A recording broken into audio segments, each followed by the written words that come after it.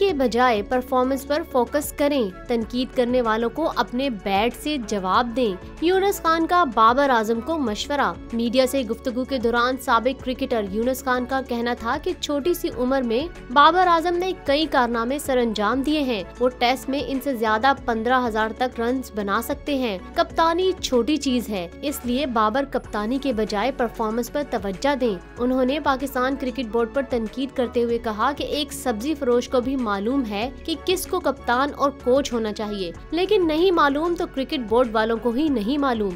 उनका मजीद कहना था कि मोहसिन नकवी अच्छे इंसान हैं, वो क्रिकेट की बेहतरी चाहते हैं, लेकिन आसपास के लोग भी अच्छे होना चाहिए।